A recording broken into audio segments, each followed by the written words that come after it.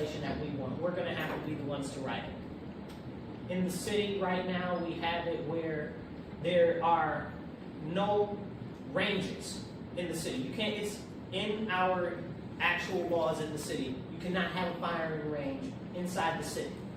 Well, where is the most, how can I say it? I'm trying to say it nicely, right?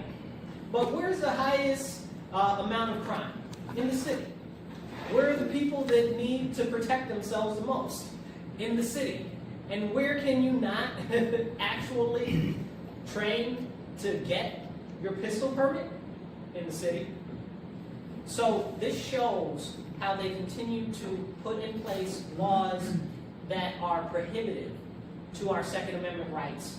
And I'm also going to submit legislation to get that taken out of there. So little things that I can do. Little things that you can do. Don't be afraid because you're not in office to think that you can't do anything and you can't make a difference. We can. And I encourage anybody, if you're a member of any party that's considered to be a major party in New York State, join a local committee. Join a local committee. Every town in the county, as far as I know, has a Democrat or a Republican committee. There's also the Libertarian committee for the county. Is it correct? Yes. Yep. Mm-hmm. So, and they have meetings every month. And we have to start to get active on legislation. We can't just say, oh, we stand up for the Second Amendment. Oh, we believe in caring to protect ourselves and stuff like that. Because I got a list of things right here that I was going to talk about that I'm not going to go through. Because I'm sure most of you guys know about them. But it's just what the state is doing. Bill upon bill upon bill upon bill. If they take as many seats as it looks like this year in the House of Representatives, we're not going to stand a chance there. So if we don't stand a chance on a federal level, where can we make an impact that is on our local level? And that's my message for you. Get active locally, see what you can do, and hopefully sometime soon I'll have that piece of legislation for the county together, and I'll be able to get it, and you guys can take a look at it. All right? I appreciate you guys. Thank you very much. Are there any questions? Oh, yeah. Yes. A couple of questions. City crime. Yes. As you know, most of the gunfights, the shootings are in the city of Rochester, 85%, 90%. It's basically the hardcore crime in the city of Rochester. Now, a few years ago, John Linsick and I tried to set up an indoor range at the Main Street Armory in the basement. They did have a range there for years. Yeah. They had an active range there for 65, 70 years. Yeah. And the city said, no, we're not going to allow it. They wouldn't let us do that. Even with the pull of a couple senators and a couple of assemblymen, they said, no, we're not going to do it. Even though we wanted to do it, to help the cops, the city cops, go in there and shoot conveniently, do it, practice once a month, whatever, in there conveniently, and they said, no, we wouldn't do it. So the city of Rochester was resisting, not just issuing pistol permits, but in general, gun shops are not basically allowed. They consider gun shops in the city basically porn fronts. Yeah. And that's, they're kind of listed as basically porn, equal to whatever that law is about pornography. And then they are simply never allow a shooting range, an indoor shooting range. Totally legit for years. Yeah. Basically 70 years, shy of 70 years. Kodak. Huh? Kodak used to have a range. Yeah, they did. Yeah. Yeah, they want, I guess they didn't want to swipe with Kodak. So we couldn't do it, we tried. Right? Now the county election. Yes. What's the story? Give us the Democrat versus Republican in county election. What's the political layout? So the Democrats are in charge. The Republicans are in the minority. We lost a couple more seats last election cycle. Yeah. We're going to have to find friendly Democrats in relation to any legislation that we would put forward to support the Second Amendment. We just don't have the votes as far as the Republicans go, and we're going to have to find some Republicans that are in the ledge currently that are willing to actually have the stomach and the backbone to stand up for those pieces of legislation and actually advocate for them. It's hard for them to bring any bill to the forefront right now because they are in the minority, so we will have to find friendly votes on the other side. If your question being very pronounced, I'd say this.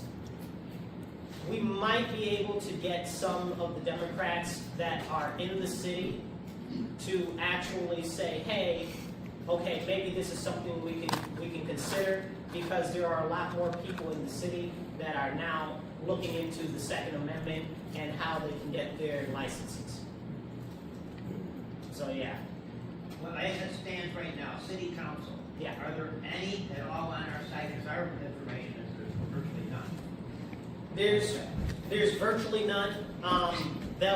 Anything that would have to get put to city council would have to be very moderate as far as the wording of the documents. I just submitted a bill to city council, a full piece of legislation in regards to limited biometric scanning and surveillance in public spaces, as well as making sure that we have cash access in the city. And I wrote it a lot less serious than I would have liked to make sure that it actually stands a chance. Because we have to be very cognizant of the makeup of what the actual people in power are and what they would possibly support and what they won't. Well, the people I've talked with throughout the county, Fairport, Penfield, Webster, and other areas, basically 5 or 6 areas in the county, are saying that the city of Rochester leaders, city council, they're winking at crime, thumbs up on crime. They're just allowing all this to continue on and on and on. They're not, and the chief of police, we're fed up with him. He's not doing anything. He's sitting on his ass doing virtually nothing. He's agreeing with the Democrat Party in too many ways instead of policing. So your thoughts on that, as a Republican, what's your thoughts on that? Okay, so I'll start with the police chief. The police chief is a at-will position, so it's kind of tough. It's not like a sheriff. So they kind of serve at the pleasure of the mayor, and the way that the contracts are with the police, they can't really say too much that goes against the administration. I got a lot of thoughts on it. I'm not speaking for them myself today. I want to make sure that I make that clear. But it's not good. The only people that can actually speak for them are the Locust Club. So the actual officers, not the police chief or anything, that can't actually really say anything legally the way that their contracts are set up. Plus, if the police chief were to say something publicly and disagree with the mayor, he's out of there, and who knows who will get after him. And that's not me saying, oh, I just think that he's the best thing since sliced bread, you know? I do like him, I do support him. I wish that he was more vocal, but I do also understand that he's trying to serve his officers at the same time as walking a tightrope with being an actual appointed position. So it's difficult. I've got other thoughts for it for a non-public setting. But as far as city council goes in the mayor's office, there's not much there, honestly. They don't think that crime is a problem, or they don't care, or they see, oh, well, it's an issue, but we should give hugs to thugs. That's essentially their whole concept, is we should throw money at it. Oh, people need jobs, and it's because of poverty, it's because of this. It's because of everything except the fact that they're allowing crime to go on, and other people are seeing that criminals aren't being put in jail. So they're like, well, why don't I do crime? You know? And so, and that's what we're seeing. Fortunately, there is a turn in the actual constituency where they're starting to push back against that. The problem is the constituency is so averse to actual elections and participating because they feel like nothing's ever going to change. The only people that really come out are the people that are super against everything that most of us stand for. Yeah. Well, the mayor, thank you for the mayor. The mayor is clearly winking at this, thumbs up on the crime. He's doing nothing. As you said, he's basically saying, well, they're tolerating, they don't care. Well, something's got to be done with him. Something's got to get to him and say, we've had enough of this crap. It's got to end. This crime's got to end. And it's black on black crime, as you know. You know what's going on there. I mean, this is getting out of control. And us in this room are taking the heat for the crime, guns used in crime. So it's not gun crime, it's gun used in crime by people. It's not even guns used in crime by people, it's actual criminals. Criminals. That's what it is. Exactly. So two things, and I'd like to point out. Number one, it's not about the guns. Because it's the 20th of the month, we've had like 15 people stabbed in the city so far. Yeah, there you go. It's that we know, and these are the people that we know about. Yeah. You know? Now I will say that, remember, the city is also very more densely populated than other areas. So there's going to be more crime when you've got more people packed into one area. But the fact of the matter is, it's not about the guns. There's strangulations out there. There's all types of crime. But they focus on the guns because they don't want us to be able to protect ourselves from them.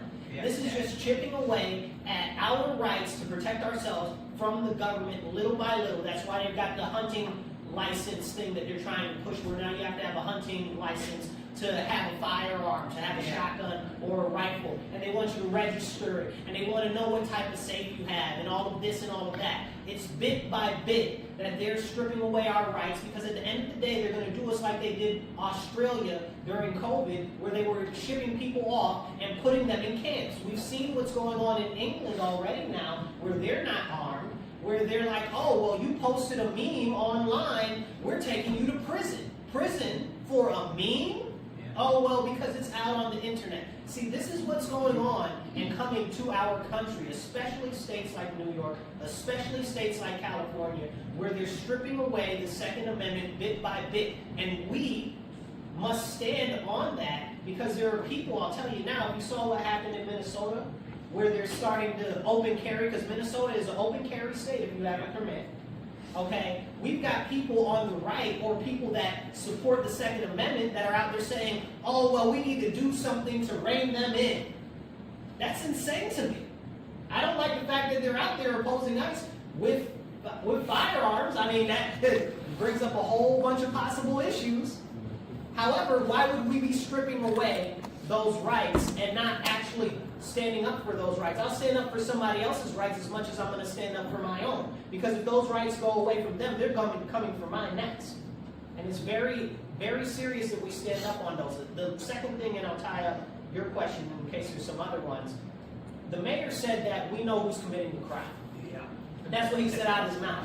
He said, not only do we know who's committing the crimes, it's the same people over and over again, and it's only a small amount. And he said that no, how did he say it? I want to try to say almost the words that he used.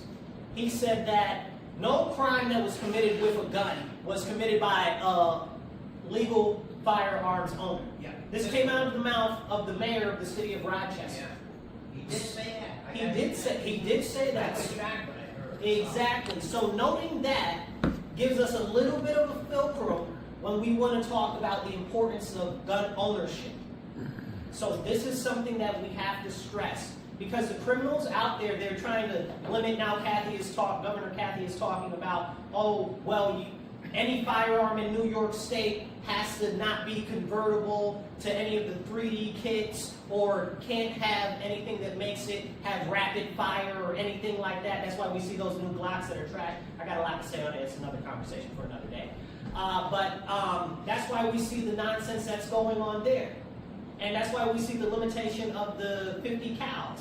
Because they know that when they start to send the jackboots out against us, the few people that are willing to stand up for our constitutional rights, they don't want us to be armed, and they want to know what we have, where we are. That's why that guy just went to jail that shot the crazy guy that was chasing him down in Queens. You guys saw that? Yeah. So he shot this crazy guy that was chasing him down the street. He tried to deter the situation. He tried to escape the situation. He tried to do everything that he could until he had to draw down and shoot the man. And what happened is they tried to charge him with all types of charges and weapons charges. The DA would not take the case. They said that this was an open and shut case of self-defense. So what did they do? They raided the man's house. They raided his house after they said they had no grounds to prosecute this man. They raided this man's house, and they said, oh, he's got all of these other firearms. Now, this is an older gentleman. He's been shooting for years. He was even a professional sports shooter. And they confiscated all of his rifles and stuff, and they said, oh, well, it's because he didn't have them registered. So they put him in jail. I think 4 years they just gave this man. ridiculous. So this is what we're facing in New York State. Also, another gentleman in Brooklyn, if you guys aren't familiar, raise your hand if you know who Dexter Taylor is. I'm glad you do. If you don't know who Dexter Taylor is, please go look him up. He's also a friend of mine. Okay? We need to do whatever we can to try to get him out of prison. What happened is Governor Kathy and Letitia James wanted to make an example of him. He was gunsmithing at his home. Okay? He's an IT professional. Gunsmithing is not illegal in New York State. So they tried to say, oh, well, it's improper storage of a weapon. It was this, it was that. It was endangerment of a child because sometimes he'd have his daughter come over or whatever. And they slayed this man. And let me tell you the most important thing about his case. When his case went to court, the judge said that he could not bring up in his defense the Second Amendment. And that if he did, he would go to prison for bringing up the Second Amendment, and his lawyer would be held in contempt of court if his lawyer mentioned the Second Amendment in his case. This is what we are doing in New York State right now. And this is why we must do every little thing, even if it just seems like a pinprick against a giant, to challenge everything that's going on in New York State right now. Okay, thank you. Any other questions? Tell me more. I just wanted to say that Dexter Taylor served a 9-year sentence in prison for building his own firearm. Yes, 9 years. yes. For something that's not even illegal in New York State. This is how they did it. So it's crazy. Thank you for that. One other thing, Marcus, the situation here with pistol permits out of the city of Rochester. Now, Yes. if you get a city permit, you gotta fill out their paperwork. Yes. They do the background investigation. 9 out of 10 calls I get on pistol permit problems is from the city. And about 7 out of 8 of them or so, or out of 9, are black people saying, we can't get permits. Right. We don't have even a record, they still won't give us permits. A year and a half goes by, they still can't get a permit when they got clean records? Yep. Somebody should start an investigation on that, say how racist that police department is. Who's in there stopping that? The mayor stopping that? The county manager? The chief of police? Something's fishy here. It very much so All is. the time I'm getting calls from city residents, they can't get their permits. I have a friend who's a lawyer who does pistol permit rejection cases. Yeah. So yeah, I'm quite familiar with that situation. I'd love to see some legislation passed to put some funding to expedite those, to add more staffing specifically for that, because there's also a limited window to actually get those things processed at the police headquarters downtown. Yeah. So that's another thing. You had a question?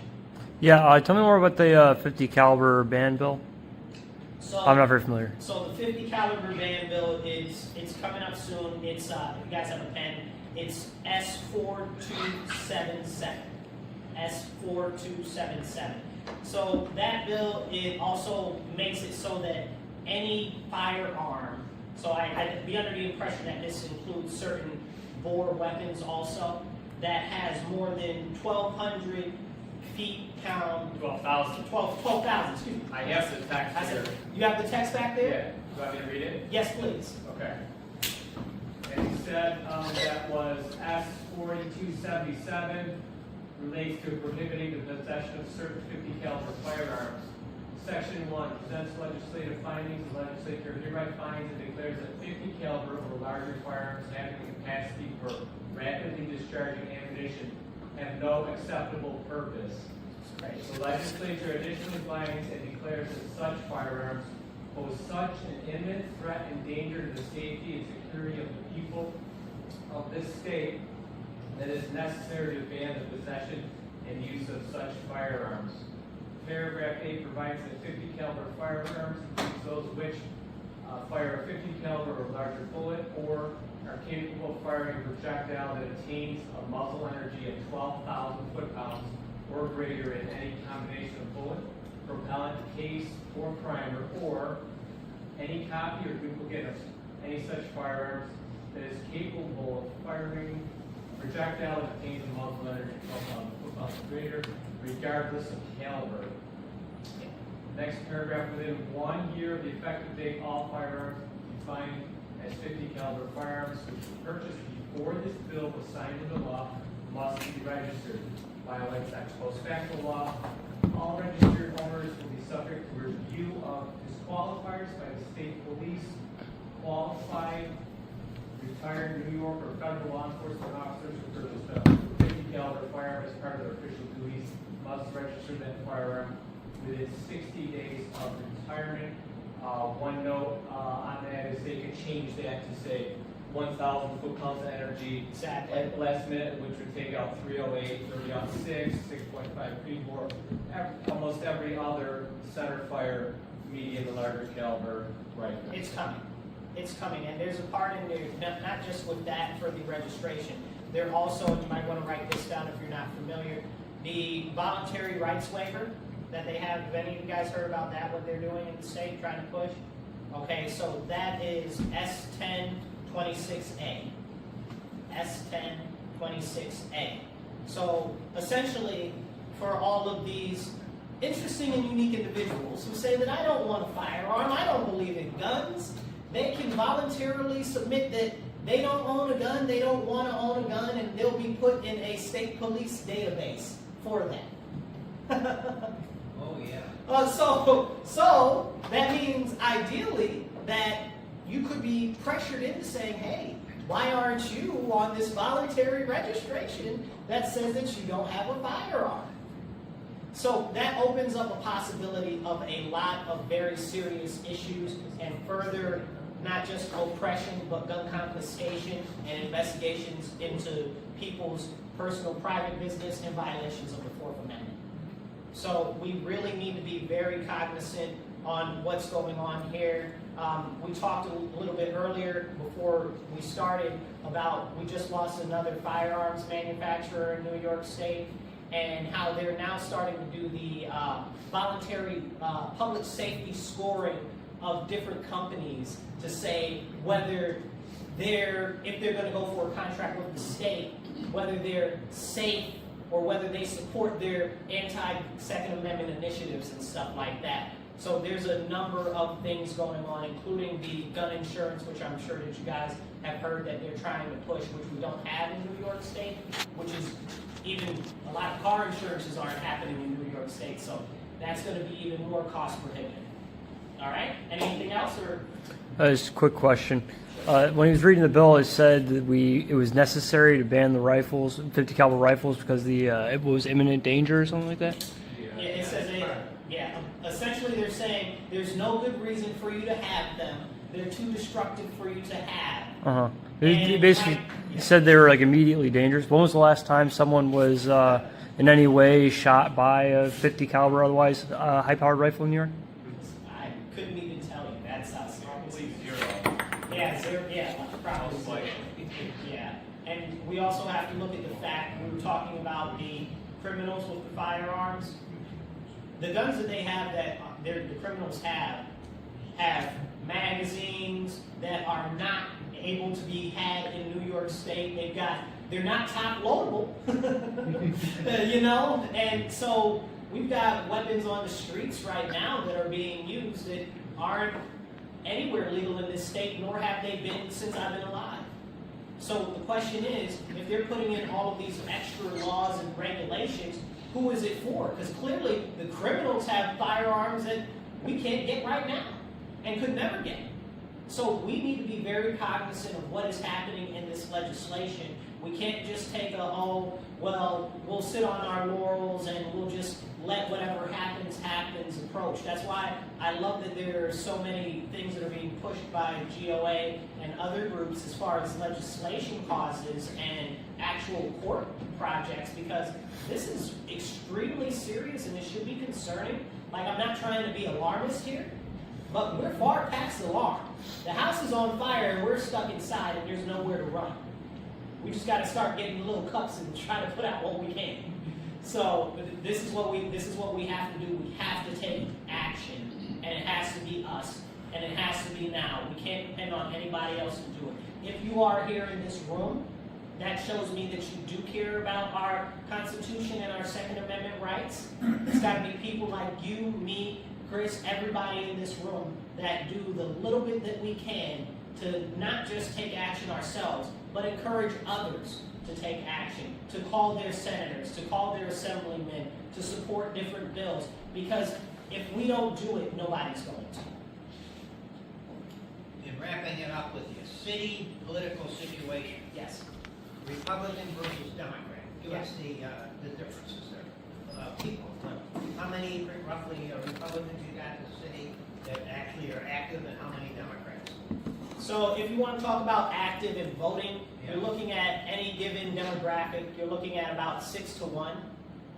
Actual voting, if you're talking whole totality of the city, you can get down as low as 4 to 1-ish. Maybe they say 2 to 1. It's not really when you talk about turnout, but roughly 4 to 1 is about the lowest that you're going to get. That's probably in the more reserved areas, Charlotte and stuff like that. The problem is that whenever we have candidates that can run for that, it's still a challenge, because getting people actually out and voting, we have to get enough independents and enough people to switch over from Democrat to vote for a Republican that it can seem insurmountable. And it's going to be a very daunting task, and it's going to take years. The same way it's going to take years to take back these towns that we just lost. Like, I don't want anybody to be under the concept that we're going to take all of the elections this year, or we're going to change New York State by the end of next year in 2027. We got to be in it for the long haul, because no matter where you go, Virginia, okay, South Carolina, Georgia, Tennessee, Kentucky, Louisiana, anywhere, all of these policies from here are creeping everywhere else. So we've got to take the stand here, and it's got to be for our rights here, and we can't be silent, and we have to go forward. Thank you, guys.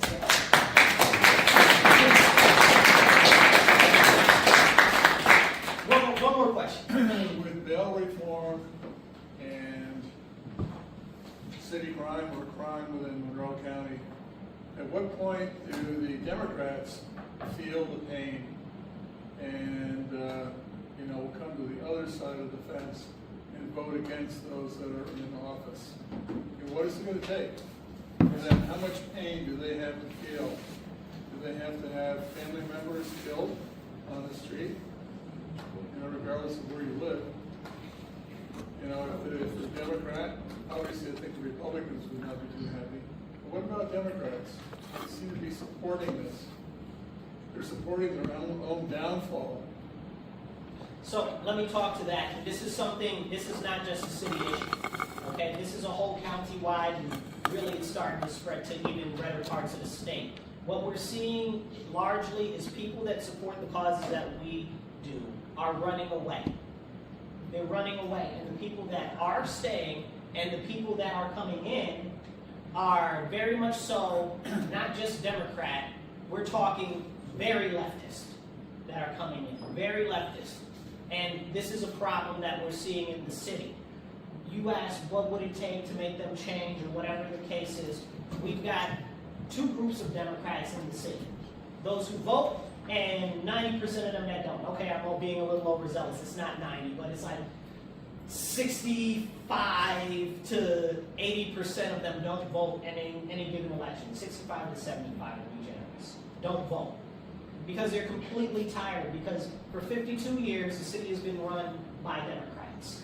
And even in the suburbs, people are moving out of the suburbs to go out of state because they think it's going to be better somewhere else. So we're losing more Republicans, we're losing more conservatives, we're losing more libertarians because they think that they can escape somewhere else and go to a safer place. And what's happening because of that is nobody's voting. And the ones that do vote, it's diehards that vote, and it's the people that are on the left that are very leftist that vote every election, and it's the people that are Republican, conservative, libertarian that vote because they have principles and values. But what's happening in the Democrat Party right now is the Democrat Party is being replaced by what we would consider to be the far left, by the so-called social activists, by the so-called socialists, okay, by these, they call themselves neoliberals or neo-progressives or whatever the case they want to call them this Thursday, all that support Marxist ideology and big government. I'm very much a small government person. So what we're seeing is they're being told, you need the government. You need the government. This is the pitch that's going out to everybody. You need the government, or we need the government. because we can't take care of ourselves. But it's the government that's setting it up so we can't take care of ourselves. They're making it so that we're becoming more and more dependent on the government. So people in the public and in the city, they say, oh, well, you know, now a big push, to your point, is these concepts of community schools, which is just a disguise by the state to take more rights away from parents, to push more services that should be provided by parents and people in the community to the actual state level of authority. So people in their head, they're like, oh, these are good things, these are good things. They're not. The only way to overcome that is to push family and family values. And I know that a lot of people are like, oh, well, today it's not a popular thing. We only have two things that we can really fight on. It's family and it's religion. That's all that we have that is going to encourage people. Those are the only fulcrums that we really have, the only levers we really have to pull to try to get people involved, because everybody else is either very ideological or they're unwilling and unconcerned because they're just so out of it. So the way forward is through faith, the way forward is through family. And pretty much most people, even single parents, care about the concept of family. Most single parents don't want to be disempowered by the government. Most single parents don't like CPS. So we know the issues with CPS and the foster care system in New York State. So those are things that we can actually use to say, hey, these are examples of the government overstepping its bounds. This is why the Second Amendment is important. This is why your rights are important. You can't let them chip away at them, because before you know it, you'll have no control over your own household, and they'll be deciding where you work, what you do, how much you get paid, what type of clothes you wear, did you use too much electricity this week, okay? Have you overspent your carbon tax for this year? And I laugh to keep from crying, because we're very fastly getting there. And last thing on that is, New York State has initiated this thing, which is a digital ID for your phone now. So the digital ID for New York State is available on your phone. You can get it on Mac or Android. And they're saying that it's just a convenience for now. It's just a convenience until it's a requirement. And that's why we have to stand up for actual physical ID. That's why we have to stand up for actual physical currency. Because the alternative is people get pushed towards convenience. It's like when you talk about rights and liberties, they'll say, oh, well, you know, your phone is already spying on you already enough, so it doesn't matter what else they do. I equate that to people like, okay, so if somebody's punching you in the face, you know, that's not too good, right? And then they start to kick you too? You want them to kick you too? Is that what you want also? Because they're already punching you, so that must be okay. So let them kick you too. No, it's not okay. You don't want to be punched. You definitely don't want them to kick you, and they're already punching you. So this is the direction we're going. We have to get active. We have to get involved. And I'd encourage you to be self-empowered. Because what we see is this move toward collectivist Marxism. And they say, what do we have? We had Madani the other day say, we need to get rid of, what do you say, throw off the shackles of rugged individualism or some nonsense? like that's insane. Like that's what our nation is built on. And as somebody that stands up for rugged individualism, and I know you guys are too, it's up to us as the individual divine sovereign that we are to stand up against these laws that are completely contrary to our Bill of Rights, our heritage as a nation, and what our founding principles are. Thank you guys, I appreciate it.